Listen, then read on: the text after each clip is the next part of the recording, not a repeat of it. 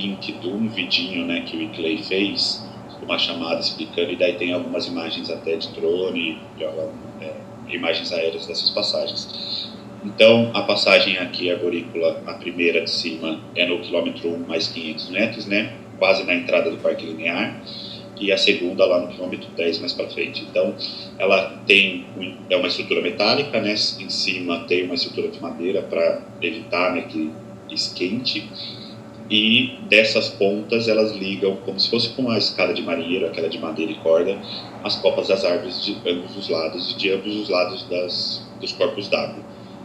A gente tem alguns registros fotográficos feitos pela uma outra passagem lá em Barão Geraldo, mas todas as três têm câmera fotográfica para monitoramento e para a gente entender melhor se está funcionando, o que a gente precisa fazer para corrigir certos problemas e melhorando, né? Porque o intuito é implantar essas passagens e outros modelos de passagem em outras regiões. Além disso, aqui são alguns exemplos de plantio, né, através do Banco de Áreas Verdes da Secretaria do Verde, que traz as compensações ambientais advindas do licenciamento ambiental nos plantios de áreas com alguma importância e relevância ecológica, né? Então, aqui como exemplos tem o plantio em área pública na região do Gargantilha, esse plantio finalizado na Fazenda São José e o plantio finalizado no sítio, né, na Estrada das Cabras e por fim, um plantio iniciado, né, tá ainda no começo, se não me engano foi em 2020, que foi realizado lá no sítio Colibri. Pode passar. E aí a gente passa por último programa que é vinculado ao Plano do Verde, que é o programa de controle de queimadas. A gente está entrando, né, numa época do ano, né, onde existem a estiagem, né, então focos de incêndios, e uma das maiores preocupações, né, vinculado também à Defesa Civil e aos bombeiros, é a redução das taxas de incidência de incêndios, principalmente nas unidades de conservação. Então, como a APA de Campinas ocupa, né, boa parte do território de Campinas, então é muito importante esse programa para essa região. Então foram feitos treinamentos, foi realizado um treinamento, né, no segundo semestre de 2021, se não me engano, em parceria com a Defesa Civil e o Corpo de Bombeiros, que atendia tanto a região ali do Gargantilha, mais a porção norte da unidade da APA de Campinas, como a parte, se eu posso dizer, sul, né, mas só dessa região de Souza e Joaquim Egídio. E aí eu passo agora para falar um pouquinho do Plano Municipal de Recursos Hídricos para o engenheiro Geraldo, que ele já aproveita e se apresenta, e daí já pode falar um pouquinho dos programas vinculados a esse plano. Obrigado, Gabriel. Bom dia, pessoal. Eu sou o Geraldo, também sou engenheiro ambiental da Secretaria do Verde. Atualmente estou como coordenador de planejamento e gestão ambiental. Também coordeno uma equipe da Secretaria do Verde que trabalha com incentivos ambientais nas áreas rurais de Campinas. Então, fazendo um parênteses, o Plano Municipal de Recursos Hídricos, né, que foca então na melhoria da qualidade e quantidade das águas em Campinas, vocês vão perceber que os principais programas, eles focam muito as áreas rurais de Campinas, né, principalmente considerando os demais planos ambientais e outros planos da prefeitura, né, que tem ações importantes nas áreas urbanas que também contribuem com a qualidade da água, né, e quantidade. Então até isso justifica essa integração, né, esse olhar mais otimizado, e a gente evitou duplicidade de programas, né. A gente tem o plano de saneamento, que ataca muito as áreas urbanas, tratamento de esgoto, gestão do lixo, drenagem urbana. Como vocês viram, o Plano do Verde também tem ações de recuperação de mata ciliar nas áreas urbanas, né? Um foco também para aumentar a permeabilidade nas áreas urbanas, que é essencial para a qualidade da água e quantidade. Então, o primeiro programa que eu trago é o de pagamento por serviços ambientais, né? Já tem uns 10 anos aí que ele virou moda, né, na nossa região.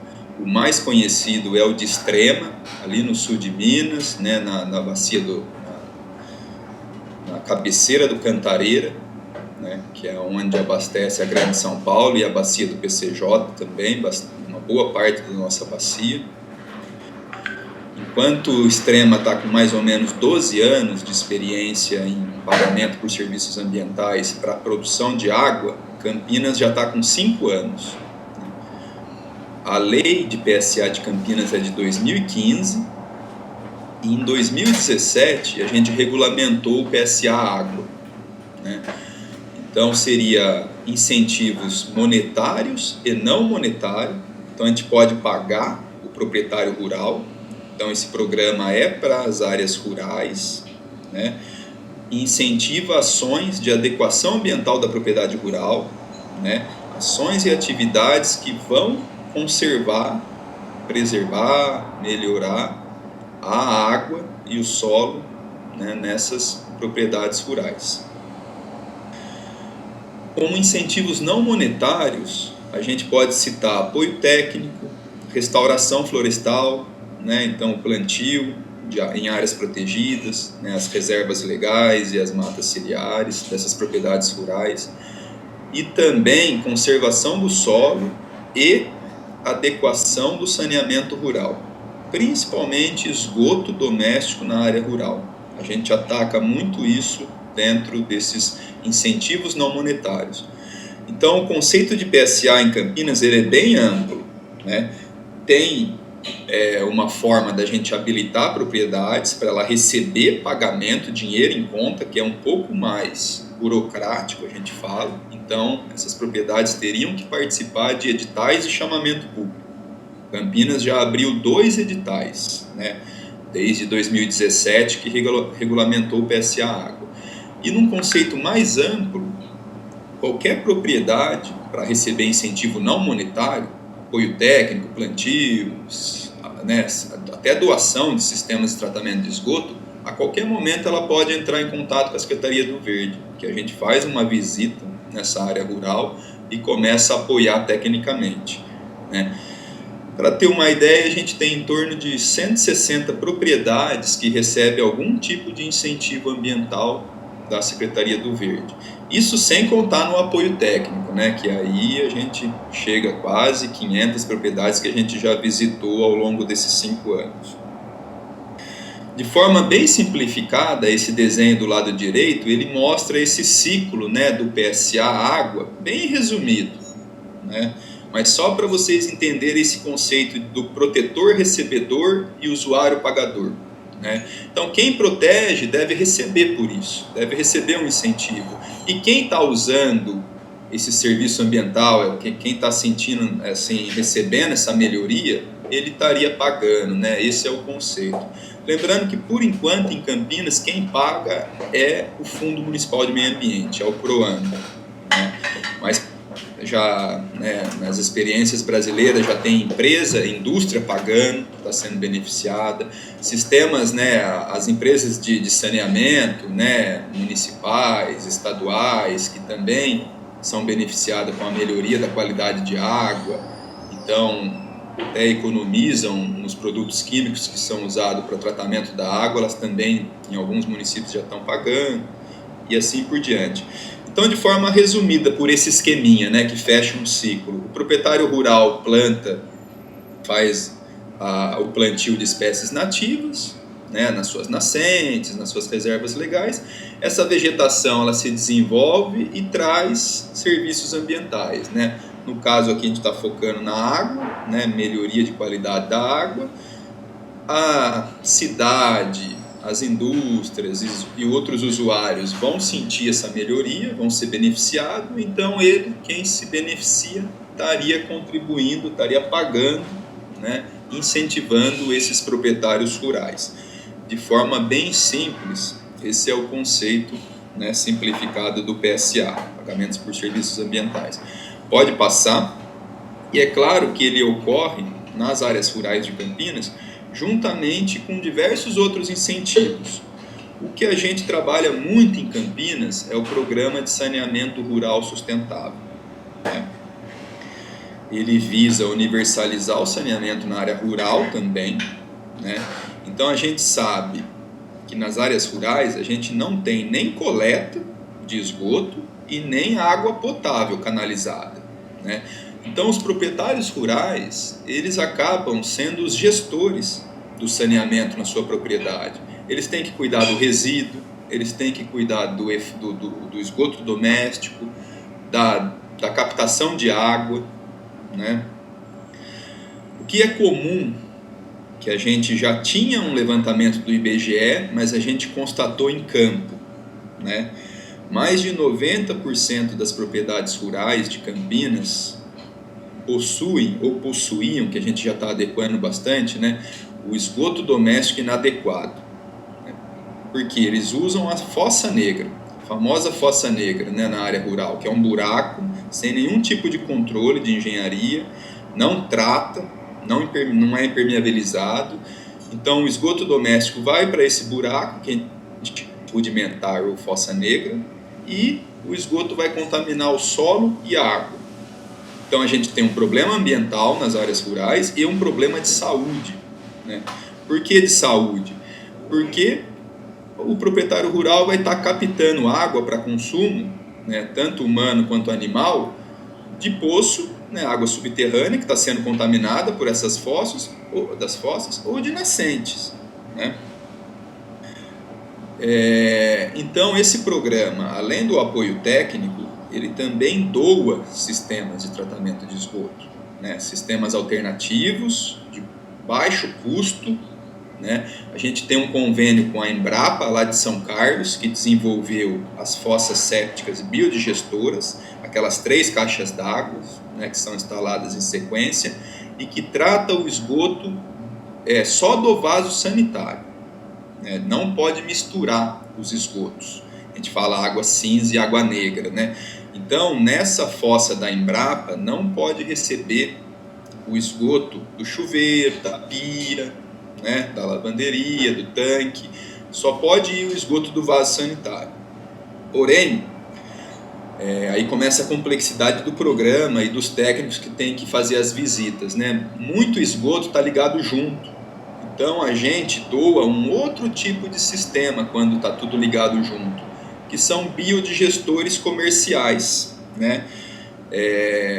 Existem hoje várias marcas no mercado, né? Os biodigestores normalmente eles são de 1.300 litros, essa foto do meio, né? É um biodigestor cônico, preto, né? Que ele pode receber o esgoto ligado junto, água cinza com água negra, né? Então a gente vai adequando, né, com apoio técnico, com doação desses sistemas. A gente também faz dia de campo para capacitar essas comunidades, essas famílias que estão recebendo essas doações, ou que conseguiu comprar, que instalou, né? E a gente traz a Embrapa aqui para Campinas e faz um dia todo de instalação. A gente escolhe uma propriedade, né, que recebeu o sistema, a doação, e instala junto com todo mundo. Então convida todo mundo ali da região, né?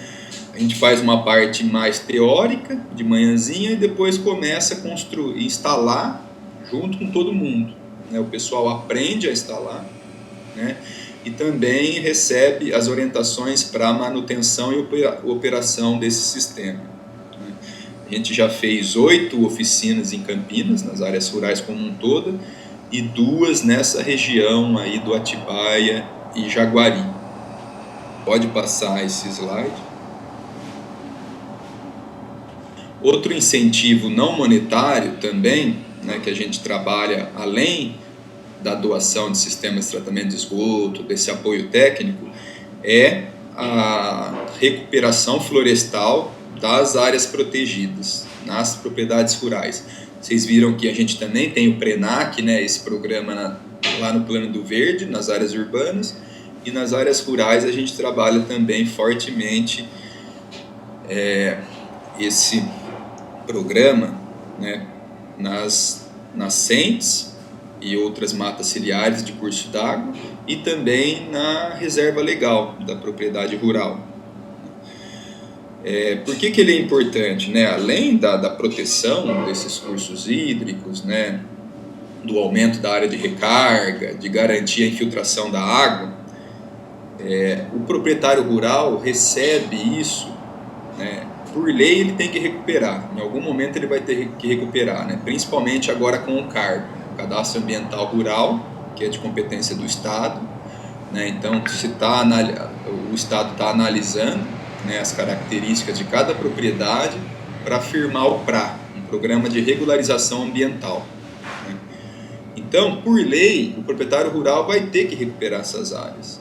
E a gente consegue incentivar sem custo para ele, né, através do Banco de Áreas Verdes, que é o principal instrumento de restauração florestal que Campinas tem, que articula compromissos ambientais, né, e destina para essas áreas rurais ou até urbanas. Né. Como Campinas tem um licenciamento ambiental municipal muito bem desenvolvido, né, e também o setor de fiscalização ambiental, que gera termos de ajustamento de conduta, e o licenciamento gera termo de compromisso ambiental, a gente consegue então destinar esses compromissários que precisa fazer plantio ou reparação de danos para essas áreas rurais e acaba custeando toda essa recuperação florestal ou até a compra de sistemas de tratamento de esgoto que a gente doa para as áreas rurais, né? Então hoje esses sistemas que a gente já comprou mais de 200 sistemas de tratamento de esgoto e doou nas áreas rurais, quem está custeando isso também é o Fundo Municipal de Meio Ambiente, mas também é alguns termos, né, de ajustamento de conduta, que também os compromissários, para reparar o dano que ele fez, né, em determinada área, nesse caso esse dano tem que ter vínculo com os recursos hídricos, com a água, e aí a gente consegue destinar então esses compromissos de reparação ambiental. Um exemplo, né, é para a compra desses sistemas de tratamento de esgoto e a gente doa para as áreas rurais. Pode passar. Então, para a gente entender esses 3 programas, como que ele está dividido nesse território que a gente está tratando hoje, que é a bacia do Atibaia e do Jaguari, né? Então, as propriedades, a gente tem quase 80 propriedades rurais nessa região, com algum tipo de incentivo ambiental da Secretaria do Verde. As que estão em vermelha, elas participaram de edital de chamamento público e têm potencial ou já estão recebendo dinheiro em conta, né? O projeto de PSA é um projeto de 4 anos, né, que ele consegue receber dinheiro, e aí é feito um cronograma semestral com ações, né? Então, de 6 em 6 meses a propriedade é vistoriada e enquadrada, né? E esse enquadramento é ele que dá, então, né, a oportunidade para a propriedade rural estar recebendo dinheiro em conta. Ela só não vai receber dinheiro em conta se ela for enquadrada como não conforme. Ou seja, a gente identificou alguma pendência ambiental ainda que ela tem que se regularizar para poder estar recebendo dinheiro em conta, né? Então a gente tem 12 propriedades nessa região que já estão recebendo dinheiro, tem potencial para receber. Então, ao longo aí desses últimos anos, dos 2 editais, a gente já destinou mais ou menos R$80 mil para essas propriedades, para essas 12 propriedades que estão nessas bacias. Além disso, a gente tem 67 sistemas de tratamento de esgoto doado nessas áreas rurais, né, beneficiando 33 propriedades, né, na bacia do Atibaia e Jaguari, e também tem mais de 140 mil mudas plantadas nessas regiões. O plantio contempla mais ou menos 26 propriedades, né, que estão localizadas aí na bacia do Jaguari e Atibaia. De forma bem resumida, esses 3 programas para essas bacias hidrográficas. Então agora eu já vou passando. Pessoal, quem já tiver dúvida, já pode ir escrevendo no chat. No finalzinho a gente vai abrir, certo? Para microfone aberto aí para vocês fazerem pergunta e questionar todas essas informações que vocês estão recebendo. Então eu já passo para o Gustavo, que vai estar falando então de alguns programas do Plano de Educação Ambiental. Obrigado, Geraldo. Bom dia a todos e todas aí. Meu nome é Gustavo, sou diretor educacional da Prefeitura de Campinas e estou na Secretaria do Verde, junto à Coordenadoria de Educação Ambiental, atuando ali na parte de gestão e planejamento do Plano de Educação Ambiental Municipal. E como a Ângela já disse, né, a gente tem aí o Plano de Educação Ambiental sancionado em lei desde 2017, é a Lei 15.440, e dentro dessa lei tem lá os programas, né, e ações, metas para serem executados nesse período de 10 anos. Nós estamos agora no momento de revisão. Então a gente fez um recorte aí de 2 programas principais que têm interface mais forte junto à população, e é deles que eu vou falar um pouquinho com vocês, tá certo? O primeiro programa que a gente tem aí em destaque é o Programa de Espaços Educadores Ambientais, tá?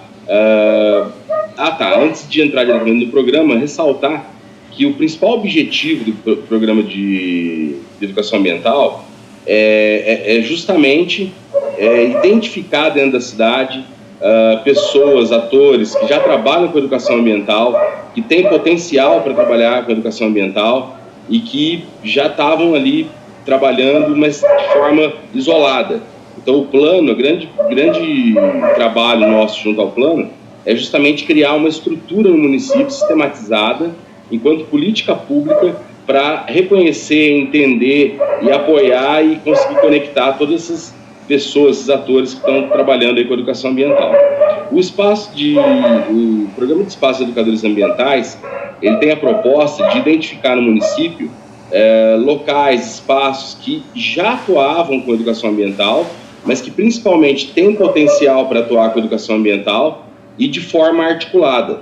Então a gente tinha lá como proposta, né, implantar 6 espaços como meta do programa, e a gente foi identificar esses espaços, e a gente chegou, a princípio, durante esses 4 anos, a 4 espaços que hoje já estão reconhecidos enquanto centros de educação ambiental, que além de serem espaços potenciais, a gente tentou priorizar a questão do trabalho em conjunto, da parceria, para que isso ocorresse de forma sistematizada dentro da cidade, né? Então foi criado um decreto municipal, 19.709, de 2017 também, em que estabelece ali os critérios para um espaço ser reconhecido enquanto centro de educação ambiental. E os centros que nós temos hoje são o Centro de Educação Ambiental da Estação Ambiental em Joaquim Egídio, né, Marco Antônio Vicentino. A gente tem a Mata de Santa Genebra, e a gente tem o Bosque do Jequitibás e atualmente o Museu Dinâmico da Água, que antes era o Centro de Conhecimento da Água lá no Jambeiro, que é um equipamento da Sanasa, que já vem trabalhando com educação ambiental também, desde o projeto Casa, né, que é itinerante, aí faz um trabalho de conscientização junto à população e escolas, e hoje é o Museu Dinâmico da Água, que é um espaço renovado e é uma referência nesse tipo de projeto na América Latina. A gente ainda tem no horizonte a implantação de outros centros em outras regiões da cidade. Vou dar 2 exemplos aqui. Está em processo de reconhecimento um espaço na Fazenda Serra d'Água, lá com o pessoal da Guardinha, para se tornar um centro de educação ambiental, e um outro na região do Campo Grande, lá perto de um investimento imobiliário, tem uma área de preservação, e está também no radar para que seja implantado lá mais um centro de educação ambiental. Fora outros possíveis espaços que vão surgindo nesse percurso. Decorrente do programa de espaços educadores, a gente tem o programa do circuito de educação ambiental. E qual que é a ideia do circuito? A ideia é que as pessoas que visitarem, sejam eles grupos, escolas, etc., um dos centros, que eles visitem também os outros centros, porque cada um tem uma temática. Hoje esses centros todos têm proposta pedagógica, com atividades fixas, com equipe de monitoramento, com atividades ali permanentes para serem oferecidas à população. Todos os 4 estão em pleno funcionamento, então está possível ali de fazer o agendamento, visitar esses centros, e fica aí o convite. Tá? Prosseguindo, a gente tem o programa de formação de educadores ambientais, cujo nome ele pode às vezes nos induzir, né, uma ideia errada, O que eu quero dizer com isso? Quando a gente fala em educadores ambientais, a palavra educadores nos remete a professores, né? Aí dentro da educação ambiental formal. Pelo contrário, a gente, quando fala em educadores ambientais, a gente fala de educação ambiental formal, informal. A gente, na verdade, trabalha na perspectiva de que toda pessoa que tenha ali uma atividade relacionada à questão do meio ambiente pode sim ser um educador ambiental e atuar dentro do seu território, dentro, né, do seu espaço ali com as pessoas da sua comunidade. E durante esses 4 anos, a gente, para conseguir justamente conectar essas pessoas e ampliar esse trabalho realizado, a gente promoveu uma série de ações, entre elas palestras, oficinas, cursos, direcionados não só para professores, mas para a população também, no intuito de fomentar essas ações e conectar essas pessoas que são potenciais educadores ambientais. Um resultado desse programa foi a formação dos coletivos jovens educadores ambientais. Do que se trata? Na medida que a gente foi trabalhando com as escolas, eu vou explicar isso um pouquinho melhor já, a gente sentiu um potencial dos alunos, dos jovens dentro das unidades escolares, principalmente através da estrutura dos grêmios. Então a gente levou essa proposta e muitas escolas compraram a ideia e formaram coletivos jovens educadores ambientais, cujo principal objetivo é que esses alunos se tornassem protagonistas das ações de educação ambiental, não só na escola, mas também no território. Então, a princípio, eles foram identificando problemas, questões que eles iam reconhecendo ali, né, relacionadas ao meio ambiente, sejam elas positivas ou negativas, e a gente foi dando esse apoio para eles, para que eles conseguissem fazer o encaminhamento para o poder público, para cobrar ações do poder público. Lógico, a gente não conseguia solucionar tudo, mas o simples fato de eles passarem a conhecer a sua capacidade enquanto cidadãos, de poder acionar o poder público, de poder atuar dentro do seu território, né, de ser protagonista nesse processo de preservação e mitigação das questões ambientais, para a gente já foi um avanço muito bem-vindo. Pode passar o slide.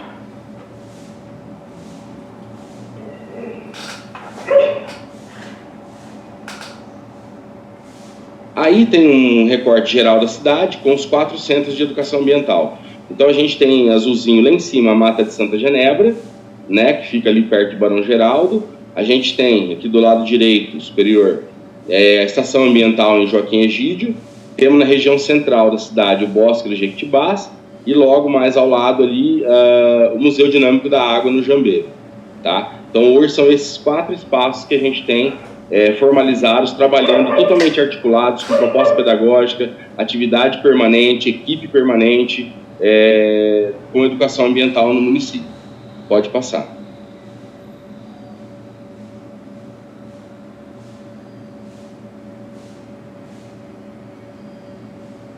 Aqui um exemplo, né, de imagens dos 4 centros. No canto superior direito, a estação ambiental lá em Joaquim Egídio. Do lado direito, esquerdo, a estação. Do lado direito, o Bosque do Jequitibás. Do lado inferior esquerdo, a Mata de Santa Genebra. E do lado inferior direito, o Museu Dinâmico da Água, que aí nessa imagem ainda não estava como museu. Então aí é o auditório lá do espaço. Mas a gente fez questão de colocar fotos, não só da cara dos lugares, mas também com pessoas, para vocês entenderem assim, a quantidade de pessoas, das atividades. Quer dizer, são espaços vivos, dinâmicos, que estão o tempo todo recebendo público. Pode passar. Aí um recorte da região, né, da bacia aí do Atibaia. A gente colocou só termos de exemplo algumas escolas que a gente desenvolveu projetos de educação ambiental, trabalhamos juntos dentro dessa região. E aí eu quero frisar o seguinte: como é que funciona isso? Nós somos em 4 pessoas dentro da equipe de educação ambiental. Então é óbvio que a gente não vai conseguir, de forma física, pessoal e, né, às vezes individualmente, atingir uma cidade do tamanho de Campinas com as nossas ações de educação ambiental. Então, para que isso fosse potencializado, o que a gente fez? A gente fechou parceria com as 2 diretorias de ensino do Estado, a Diretoria Campinas Leste e a Diretoria Campinas Oeste, e com a Secretaria Municipal de Educação. Então, durante esse primeiro período de implantação do plano, a gente foi propondo atividades através das diretorias de ensino, isso era multiplicado para as escolas, e as escolas, através de busca ativa ou de manifestação de interesse, davam um aceite, né, na nossa proposta, e aí sim a gente ia até as escolas e iniciava esse processo. Primeiro de fomento dentro da escola, com palestras e oficinas e assim por diante, e depois a própria escola ia desenvolvendo um projeto e a gente acompanhando, tá? Foi mais forte o trabalho com alunos e dentro das escolas, com as escolas estaduais nesse primeiro momento.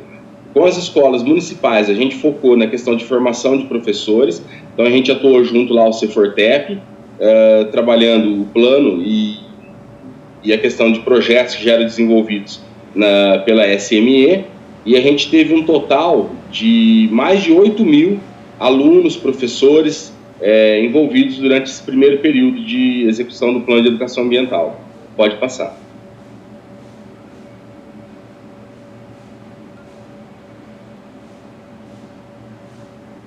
Aí tem algumas imagens ilustrativas, né? Então, na parte de cima aí, são atividades em vários momentos que nós desenvolvemos junto à escola Dr. Thomas Alves.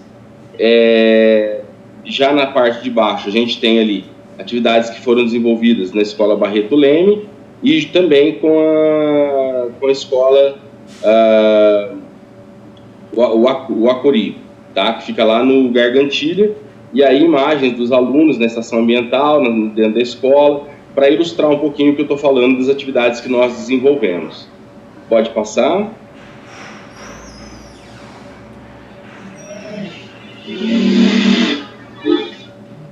Desculpa que eu estou numa área que a internet é melhor em casa e eu estou sujeito a alguns ruídos aqui. Essa última imagem ela é bem interessante porque ela marca o momento que nós estamos hoje, renovando as parcerias junto às diretorias de ensino, a SME, que com a pandemia houve uma desconexão muito grande, principalmente para nós da educação ambiental. Trabalhamos de forma presencial, né, com foco no contato com as pessoas, e nós estamos retomando o trabalho. Então, hoje a gente tem, pela diretoria leste de Campinas, 79 escolas já inscritas com interesse em desenvolver projeto de educação ambiental, o mesmo processo ocorrendo pela diretoria oeste, e pela SME, a gente tem já um curso em andamento em parceria com a Coordenadoria de Nutrição, dentro da proposta de segurança alimentar, para a implantação de hortas e pomares escolares. Lembrando que a gente está participando da Lei Municipal de Regulamentação de Hortas, e a gente está responsável pela implantação e acompanhamento de hortas institucionais. Então, dentro de todas as propostas, a gente está juntando tudo isso e fechando esse trabalho. Essa imagem ela ilustra uma primeira formação que nós fizemos com os professores esse ano, lá na estação, e o resultado está sendo bem positivo e a gente vai aprimorar isso agora no segundo semestre. E, para finalizar, a gente gostaria de pontuar